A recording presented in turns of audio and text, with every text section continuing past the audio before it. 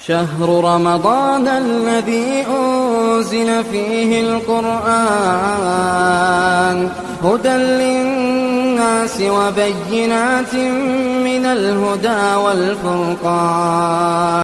الحمد لله رب العالمين والصلاة والسلام على أشرف الأنبياء والمرسلين وعلى آله وصحبه ومن تبعهم بإحسان إلى يوم الدين. أما بعد.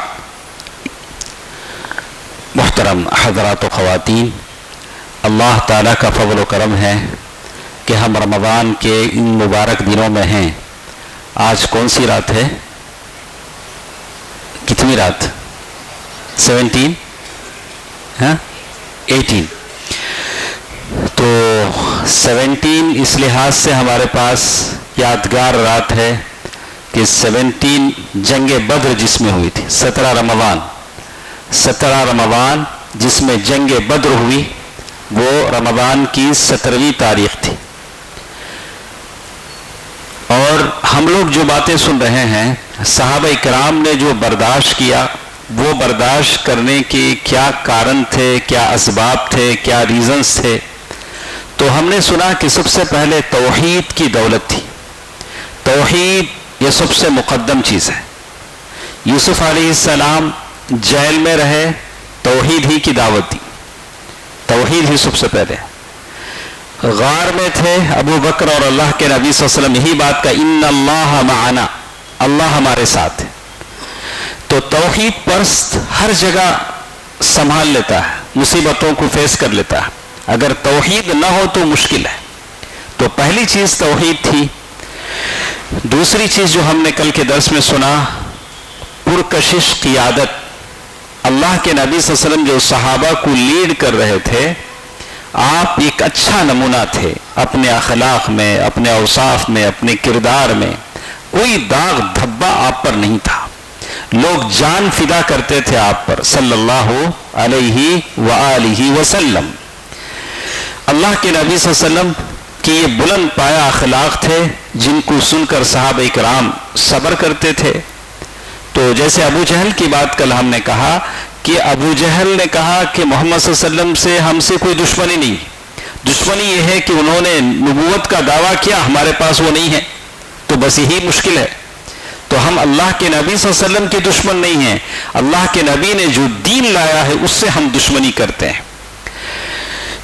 تو اس کے بعد ہم نے کل کے درس میں سنا کہ ابی ابن خلف، جس نے بار بار اللہ کے نبی سے کیا کہتا رہا، میں آپ کو قتل کروں گا. اللہ کے نبی صلی اللہ علیہ وسلم بہت سننے کے بعد کیا بولے، میں تمہیں نہیں جی قتل منجے کریں گے، سو میں تمہیں قتل کروں گا. تو ویسا ہی موقع آیا احد کی جنگ میں. اللہ کے نبی صلی اللہ علیہ وسلم نے چھوٹے سے تیر سے اس کی طرف پھینکا، جو اس کی لوہے کی ٹوپی اور لوہے کے ڈریس کے بیچ میں جو خالی جگہ تھی، بس چھوٹی سی خالی جگہ، وہاں وہ لگا. صرف ایک خراش آئی، خراش معمولی لکیر. اس لکیر سے لے کر وہ ایسا چیخنے لگا جیسے گدھا چیختا ہے.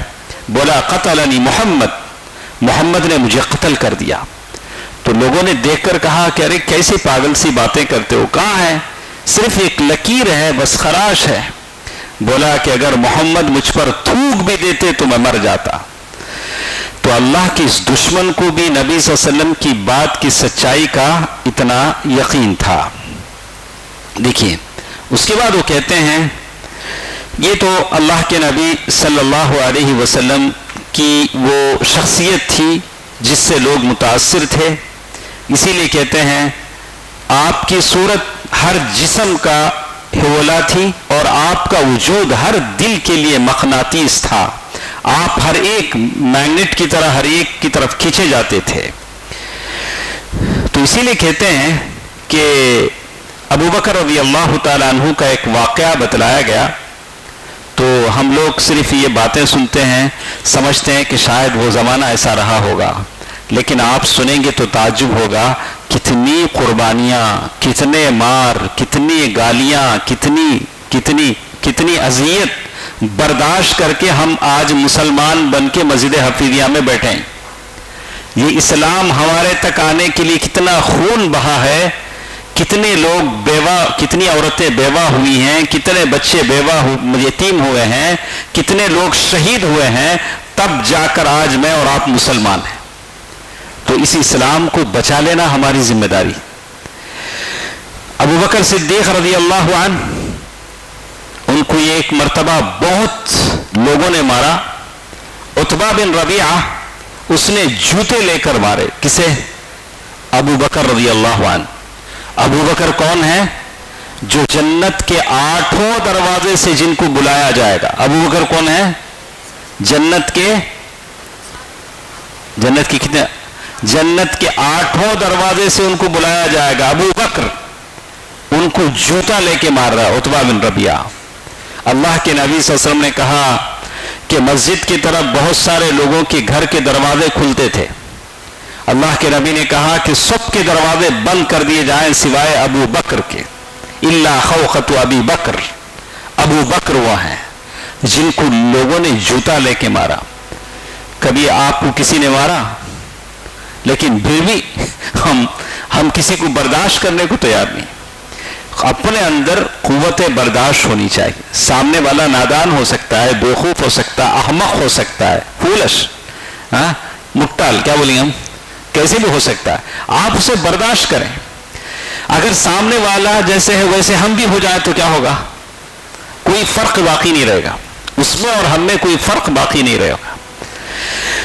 تو کہتے ہیں ابو بکر رضی اللہ عنہ جن کو عتبہ بن ربیعہ نے جوتا لے کر مارا، چہرے پر مارا اور پھر پیٹ پر چڑھ گیا. جیسے میں نے کہا کہ کیفیت یہ تھی کہ چہرے اور ناک کا پتہ نہیں چل رہا تھا، معلوم نہیں پڑ رہا تھا کہ ابو بکر کی ناک کہاں ہے، چہرہ کہاں ہے. بالکل خون سے بالکل گوشت یہ ہو چکا تھا. تو بنو تیم کے لوگ، ان کے قبیلے کو لوگ آئے، ابو بکر کو کپڑے میں لپیٹنے کے بعد گھر لے گئے. سارے لوگوں کو یقین تھا کہ ابو بکر زندہ نہیں بچیں گے. اتنے مار پڑی ہے کہ اب زندہ نہیں بچیں گے. تو بے ہوش تھے، زبان نہیں کھل رہی تھی. اور زبان جب کھلی تو سب سے پہلے یہی پوچھا کہ مجھے تو لوگوں نے اتنا مارا ہے لیکن نبی کہاں ہے. ہوش آیا تو سب سے پہلے کیا پوچھا؟ اللہ کے نبی کہاں ہے صلی اللہ علیہ وآلہ وسلم. کہا کہ نبی کہاں ہے.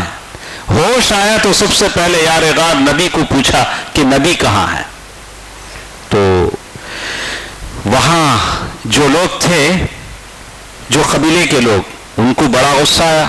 ارے ان کی وجہ سے لوگوں تم نے اتنا مار پڑا ہے، اب جب ہوش میں آئے تو پوچھ رہے ہو کہ محمد کہاں ہے. انہی کی وجہ سے اتنے مار تم نے کھائے ہیں. تو کہتے ہیں ملامت کی. اور ابو بکر کی جو ماں تھی ان کا نام تھا ام الخیر. ام کے معنی مدہ، خیر کے معنی بھلائی، بھلائی کی اماں، بھلائی کی ماں، ام الخیر. تو اماں سے وہ قبیلے کے لوگ بولے دیکھو ابو بکر وہ کچھ کھلا پلا دو، بس خلاص ہم کو غصہ آ گیا، ہم جا رہے ہیں. وہ اتنا مار کھانے کے باوجود بھی پوچھ رہے ہیں کہ محمد کہاں ہے. تو جب وہ تنہا رہ گئی تو انہوں نے ابو بکر سے کہا کہ ذرا کچھ کھا لو پی لو. تو پھر بھی وہی پوچھنے لگے امی سے کہ اللہ کے نبی کہاں ہے. تو ام الخیر نے کہا کہ مجھے تمہارے ساتھی کا کوئی پتہ معلوم نہیں. ساتھی کون؟ اللہ کے نبی. ابو بکر کی ماں نے کہا کہ مجھے نہیں معلوم تمہارا ساتھی کہاں ہے، محمد کہاں ہے. ابو بکر رضی اللہ تعالیٰ عنہ نے کہا کہ ایسا کرو، اپنی ماں سے بول رہے ہیں، ام جمیل کے پاس جاؤ. کہاں جاؤ؟ ام جمیل کے پاس جاؤ، ان کو معلوم رہے گا. ام جمیل کون ہے؟ حضرت عمر کی بہن ہے جو مسلمان ہوئی تھی، آپ کو معلوم. ام جمیل بنت خطاب، ان کے پاس جاؤ، ان کو معلوم ہوگا کہ اللہ کے نبی کہاں ہیں، اور دریافت کرو. تو ام الخیر ماں ہے، بیٹا ابو بکر ہے. تو ماں باپ بیٹے کے لیے کچھ بھی کرتے ہیں، بچوں کے لیے کچھ بھی کر سکتے ہیں. ذرا غصہ ہو جاتے ہیں لیکن بچے کے لیے ماں باپ کیا کرتے ہیں؟ کچھ بھی کرتے ہیں. تو ام الخیر بولی اچھا چلو یہ بھی کر لیں گے. ام جمیل کے پاس گئی. جا کر پوچھا کہ ابو بکر تم سے محمد بن عبداللہ کے بارے میں دریافت کر رہے ہیں کہ محمد بن عبداللہ کہاں ہے؟ تو عمر کی بہن ام جمیل نے کیا جواب دیا سنیے. انہوں نے کہا نہ میں ابو بکر کو جانتی ہوں نہ محمد بن عبداللہ کو جانتی ہوں. کیا کہا انہوں نے؟ مجھے ابو بکر بھی نہیں معلوم, محمد بن عبداللہ بھی نہیں معلوم. دیکھا آپ کتنا سینسیٹیو تھا وہ زمانہ, کتنا رازدارانہ زندگی میں جینا پڑتا تھا کہ معلوم نہیں ہوتا تھا کہ یہ کون ہے, ان کا کیا تعلق ہے, میں کون ہوں.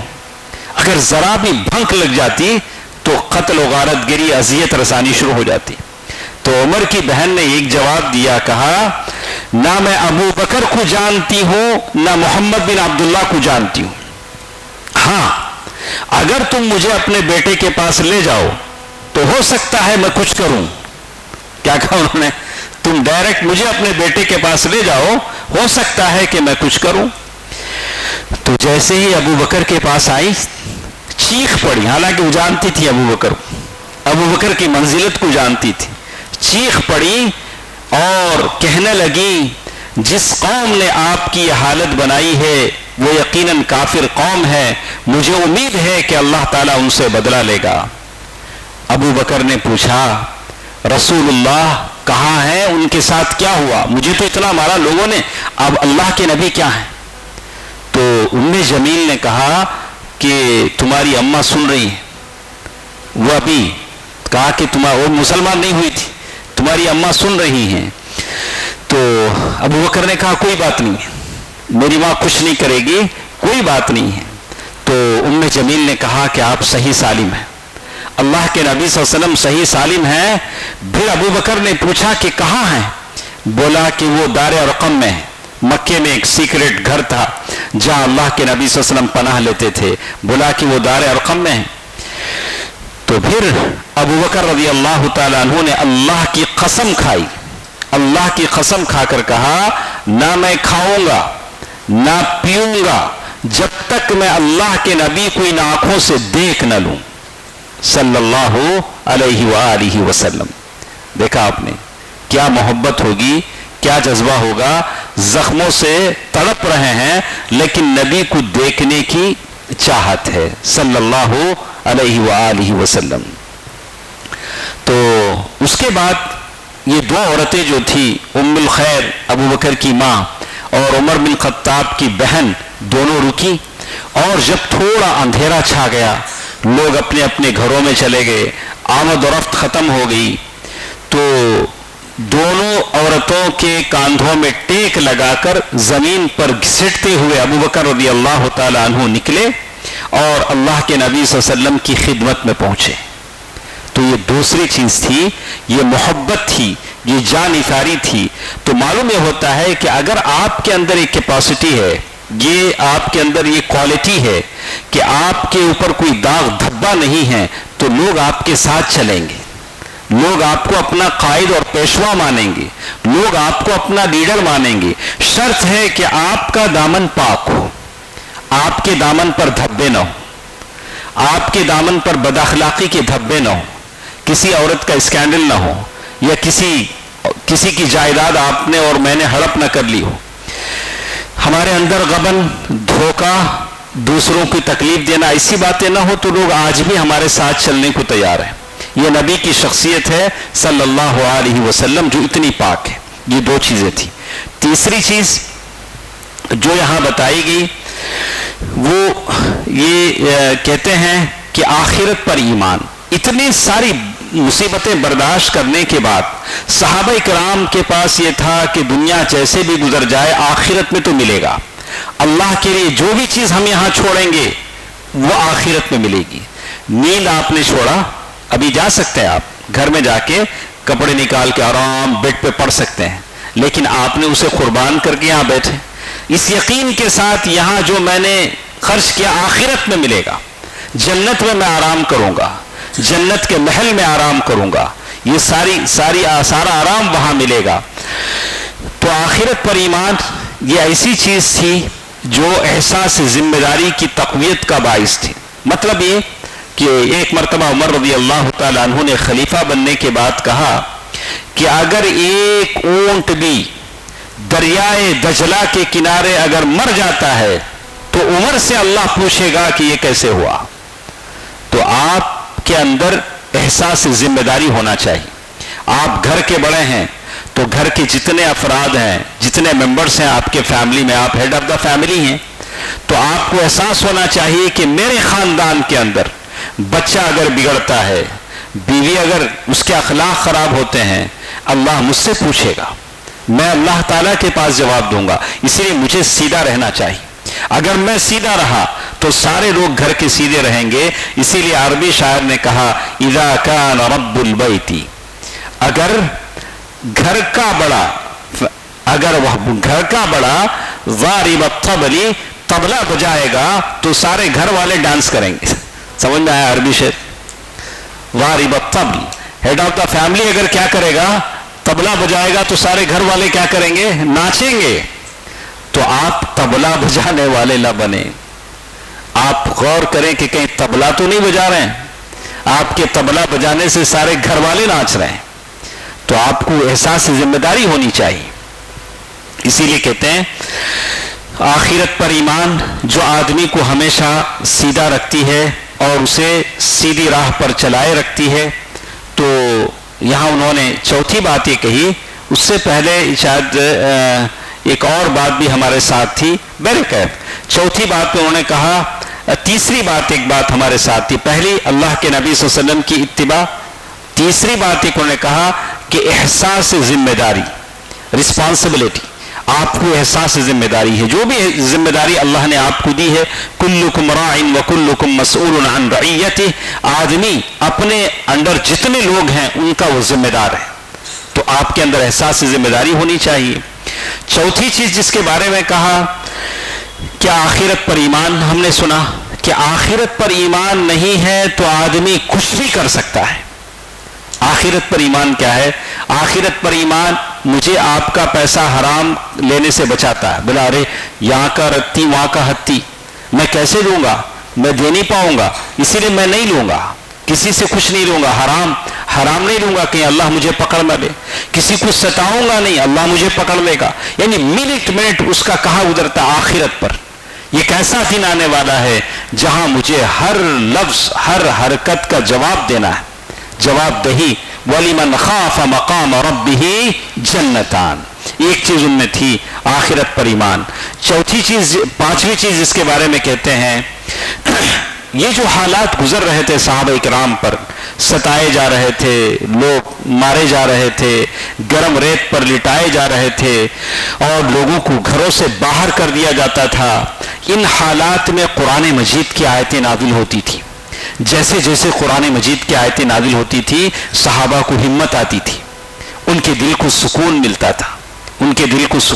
تھا, چھوٹی چھوٹی آیتیں نازل ہوتی تھی. جیسے اللہ تعالیٰ نے کہا ام حسبتم ان تدخلوا الجنہ ولما یأتکم مثل الذین خلوا من قبلکم مستهم البأساء والضراء وزلزلوا حتى يقول الرسول والذين آمنوا معه متى نصر الله ألا إن نصر الله قريب. کیا یہ لوگ تم سمجھتے ہو کہ جنت میں چلے جاؤ گے, اللہ آپ کو ایسی ہی جنت میں ڈال دیں گے. حالانکہ ابھی آپ پر وہ حالت نہیں آئی جو پہلے لوگوں پر آئی تھی. پہلے لوگ سختیوں اور بدحالیوں سے دوچار ہوئے, اتنی سختیاں آئیں کہ انہیں جھنجھوڑ کر رکھ دیا گیا, اتنی مصیبتیں ان پر آئی, یہاں تک کہ وہ رسول اور جو لوگ ایمان لائے تھے بول اٹھے کہ اللہ کی مدد کب آئے گی. آج سیم سچویشن ہے, 40,000 کے لگ بھگ لوگ شہید ہو چکے ہیں, نہیں بچے بوڑھے. آج ہم بھی سوچتے ہیں اللہ کب یہ غزہ کے حالات بدلیں گے, فلسطین کے حالات بدلیں گے. 10 15 20 25 30 بڑھتے جا رہی عادت, نہیں 40,000 کے لگ بھگ لوگ بلکتے ہیں, تڑپتے ہیں, ہم سے دیکھا بھی نہیں جا رہا. نہ وہ ہم دیکھ سکتے ہیں لیکن ہمارے ہاتھ ہم کچھ کر بھی نہیں سکتے ہیں سوائے دعا کے. اللہ تعالیٰ سے صرف دعا کر سکتے ہیں. اور بالکل یہی ہم پوچھتے ہیں یا اللہ پھر اللہ تعالیٰ کی مدد کب آئے گی؟ اللہ تعالیٰ کب وہاں کے حالات بدلیں گے؟ اللہ علیم ہے، خبیر ہیں. اللہ تعالیٰ سارے معاملات کو جانتے ہیں. جتنے ہم مہربان ہیں اس سے زیادہ اللہ مہربان ہے. وہ رحمان ہے اور رحیم ہے. اللہ تعالیٰ سے زیادہ رحمان ہے. تو کہتے ہیں ان حالات پر قرآن مجید کی یہ آیتیں جو نازل ہوتی تھیں، ان آیتوں کی وجہ سے بھی صحابہ کرام کو بڑی ہمت ملتی تھی، بڑی ہمت ملتی تھی. اسی طرح چھٹویں چیز انہوں نے بیان کیا کہ ان ساری باتوں کے باوجود کچھ کامیابی کی بشارتیں صحابہ کرام کو ملتی تھی. آپ تعداد میں کم ہیں، آپ لوگ ستائے جا رہے ہیں، آپ لوگ مظلوم ہیں، لیکن ڈرو نہیں، انجام تمہارے ہاتھ میں. دیکھا، ہم لوگ اتنی مایوسی کے باوجود ہمیشہ اللہ تعالیٰ سے حسن ظن رکھنا چاہیے. ہمارا رب ہمیں بے یار و مددگار نہیں چھوڑے گا. فیوچر ہمارا ہے، اللہ تعالیٰ نے ہمارے لیے لکھ دیا ہے. اللہ تعالیٰ نے کہہ دیا کہ اللہ کے نیک بندے غلبہ پائیں گے. اس کی بہت ساری چیزیں قرآن مجید میں بہت ساری آیتیں نازل ہوئی. انہوں نے کچھ آیتوں کا ذکر کیا. وَلَقَدْ سَبَقَتْ كَلِمَتُنَا لِعِبَادِنَا الْمُرْسَلِينَ إِنَّهُمْ لَهُمُ الْمَنْصُورُونَ وَإِنَّ جُنْدَنَا لَهُمُ الْغَالِبُونَ. میری فوج غلبہ پائے گی. اللہ تعالیٰ انہی مسلمانوں کی مدد کرے گا. قرآن کی بہت ساری آیتیں آئی ہیں. لَقَدْ كَانَ فِي يُوسُفَ وَإِخْوَتِهِ آيَاتٌ لِلسَّائِلِينَ. سورہ یوسف کے بارے میں بتایا کہ یوسف کنویں میں ڈالے گئے، باوڑی میں بھائیوں نے ڈالا، لیکن وہی یوسف بادشاہ بن کر واپس لوٹے. مسلمانوں کو ہمت دلائی گئی، کمزور مسلمانوں کو مضبوط کیا گیا کہ ڈرو نہیں، مستقبل تمہارا ہے، تم فتح پاؤ گے. جیسے بہت ساری اس کے بعد انہوں نے یہاں کچھ باتیں نقل کی ہیں کہ اللہ کے نبی صلی اللہ علیہ وسلم مسلمانوں کو وقتاً فوقتاً خوشخبری سناتے تھے. ہمیشہ ایک بات یاد رکھیں، چاہے وہ خطبہ ہوں، چاہے جمعے کے خطبے دینے والے ہوں، چاہے واعظین ہوں، چاہے دعویٰ کرنے والے ہوں، مسلمانوں کو ہمت دلاتے رہیں. مایوسی کی خبریں نہیں سنائیں، ایسا ویسا نہیں، کچھ بولنا چاہیے. لیکن اللہ کے نبی صلی اللہ علیہ وسلم کی سنت مبارکہ تھی. آپ حج کے موسم میں عکاظ، مجنہ، ذوالمجاز کے بازاروں میں لوگوں کے اندر تبلیغ رسالت کے لیے تشریف لے جاتے تو صرف جنت ہی کی بشارت نہیں دیتے تھے، بلکہ دو الفاظ میں اس کا اعلان بھی کرتے تھے. یا ایھا الناس، اے لوگو، قولوا لا الہ الا اللہ تفلحوا، لا الہ الا اللہ کہو کامیاب ہو جاؤ گے. وَتَمْلِكُوا بِهَا الْعَرَبَ، سارا عرب تمہارے انڈر میں آ جائے گا.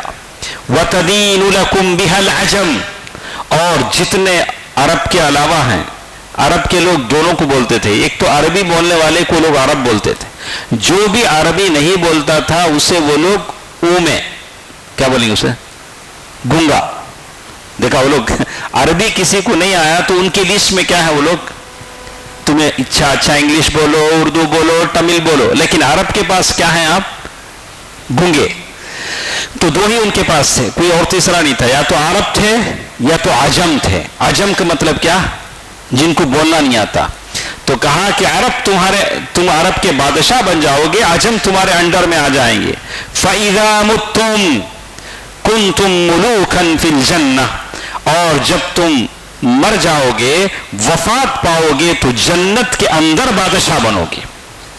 کتنی خوشخبری اللہ کے نبی صلی اللہ علیہ وسلم وہ لوگوں کو سناتے تھے. اسی لیے کہتے ہیں خباب بن ارت رضی اللہ عنہ، خباب بن ارت رضی اللہ عنہ اللہ کے نبی صلی اللہ علیہ وسلم کے پاس آئے. اللہ کے نبی صلی اللہ علیہ وسلم کعبۃ اللہ سے ٹیک لگا کر بیٹھے ہیں. اللہ کے نبی صلی اللہ علیہ وسلم سے انہوں نے کہا، خباب بن ارت نے، یا رسول اللہ، آپ اللہ سے ہمارے لیے دعا کیجیے. دیکھیے ادھر عمار بن یاسر اور وہ ساری فیملی ستائی جا رہی ہے، بلال ظلم و ستم کا نشانہ بن رہے ہیں، عمر اور دوسرے ابو بکر، یہ کیا حالات ہیں؟ آپ اللہ سے دعا کیجئے. اللہ کے نبی ضرور دعا کرتے ہوں گے، لیکن انہوں نے جو دیکھا آ کر بیان کیا. تو کہتے ہیں یہ سن کر اللہ کے نبی صلی اللہ علیہ وسلم نے ٹیکا چھوڑ دیا. کیا جو ٹیک لگائے تھے وہ سن کر، کون صحابی تھے وہ؟ 2 بار بولا، میں یاد رکھنا، وہ خباب بن ارت. کون تھے؟ خباب بن ارت. ان کی بڑی اسٹوری ہے. خباب بن ارت رضی اللہ عنہ. تو اللہ کے نبی صلی اللہ علیہ وسلم نے ٹیکا چھوڑا، آپ کا چہرہ لال ہو گیا. اللہ کے نبی صلی اللہ علیہ وسلم بڑے شرمیلے تھے.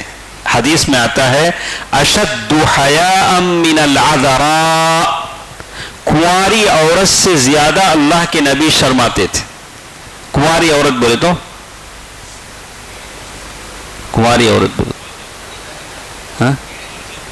ہاں انگلش میں نہیں باپ، پلان تو کی زبان بولو. ہاں اسے کیا بولتے سو؟ شکری بولتے، کیا بولتے؟ انبیاہی بچی. انبیاہی بچی جتنا شرماتی ہے، جس کی شادی نہیں ہوئی ہے، اس سے زیادہ اللہ کے نبی صلی اللہ علیہ وسلم شرماتے تھے.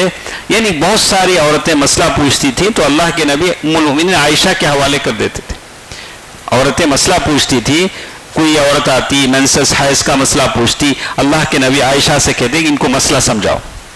ہاں تو اللہ کے نبی صلی اللہ علیہ وسلم جب غصے میں آ جاتے تو چہرہ لال ہو جاتا. چہرہ لال ہو گیا اللہ کے نبی صلی اللہ علیہ وسلم کا.